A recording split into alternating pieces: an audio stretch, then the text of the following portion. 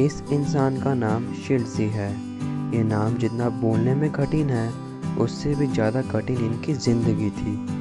इनको एक ऐसी बीमारी थी जिसकी वजह से वो दूसरों से अलग दिखते थे और अपने जवानी की उम्र में भी 3 साल के बच्चे की तरह ही सोच पाते थे। वह जब भी कुछ बोलते थे, 2 से 4 शब्दों को जोड़कर ही बोलते थे। इस इंसान ने हमेशा दूसरों को हंसाया था। शारीरिक और मानसिक रूप से कमज़ोर होने के बावजूद भी इन्होंने लोगों के दिल में अपनी जगह बना ली। कुछ जानकारों का कहना है कि इनका जन्म 10 सितंबर 1901 में हुआ था। तब इनका नाम शिल्जी नहीं था, तब इनका नाम साइमन मिट्स था।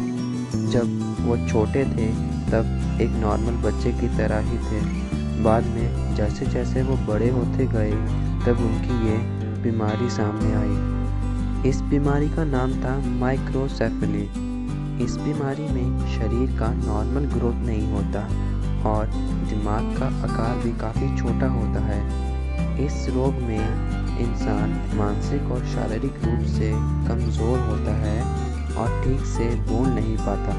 इस बीमारी का कारण है जब कोई बच्चा माँ के पेट में हो तब माँ बहुत शराब पी ले तो ऐसी बीमारी हो सकती है।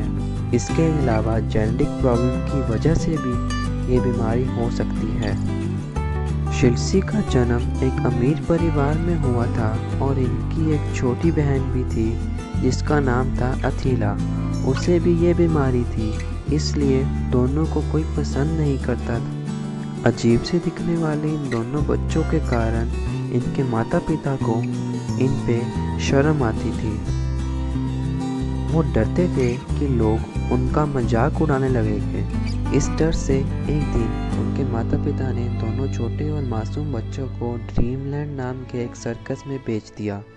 यहाँ से इनके जीवन की शुरुआत हुई और इस सर्कस में इनकी ज़िंदगी बिल्कुल बदल गई। शिल्जी सर्कस में काम करते हुए हमेशा वो एक लड़की की पोशाक पहनते थे और बात करने के लिए छोटे छोटे शब्दों का इस्तेमाल करते थे। इतनी सारी प्रॉब्लम्स के बाद भी वो सभी को दिल से खूब हंसाते थे। धीरे धीरे वो सभी के साथ रहने लगे और अपने फनी नेचर से सर्कस में आए लोगों को आनंद देते थे। इन लोगों को इनके शोज बहुत पसंद आते थे। सर्कस की सफलता के बाद इनको एक मूवी में काम करने को भी मिला।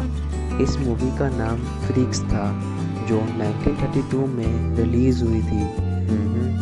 इस मूवी में सर्कस में होने वाले प्यार और धोखे के बारे में बहुत कुछ बताया था।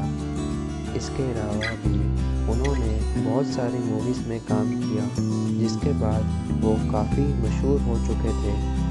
4 साल बाद 1936 में सर्कस में बंदरों की एक ट्रेनर ने शिल्सी को गोद ले लिया था।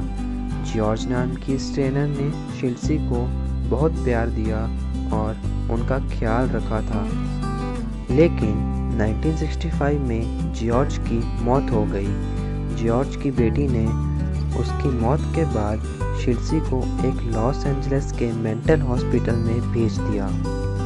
शिल्सी वहाँ 3 साल रहा और धीरे धीरे उसकी हालत बिगड़ने लगी। वो अपनी सर्कस के ज़िंदगी को याद कर उदास रहने लगा था। बाद में उनके एक दोस्त जो सर्कस में काम करते थे, उन्होंने शिल्सी को काफ़ी रिक्वेस्ट के बाद हॉस्पिटल से छुड़वा लिया और वो फिर से पहले की तरह सर्कस में काम करने लगे। कुछ साल सर्कस में काम करने के बाद उन्होंने सर्कस को अलविदा कह दिया और रिटायर हो गए। अपनी ज़िंदगी में उन्होंने अपने सर्कस के आखिरी दिनों तक सबको खुशियाँ बांटी थी। इस इंसान ने दुनिया को ये सिखाया कि कामयाबी पाने के लिए खुश रहना। इस इंसान ने दुनिया को ये सिखाया कि कामयाबी पाने के लिए और खुश रहने के लिए शरीर के स्वस्थ होने से ज़्यादा हमारे मन का स्वस्थ और खुश रहना ज़रूरी है। उनकी इस बीमारी के कारण उनको बहुत सी मुश्किलों का सामना करना पड़ा था।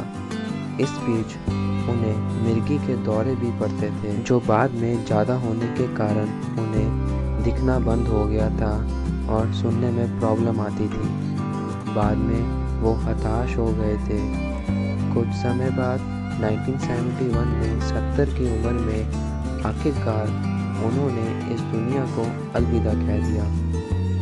जब उन्हें दफनाया गया था तो उनके कब्र पर नाम तक नहीं लिखा गया था।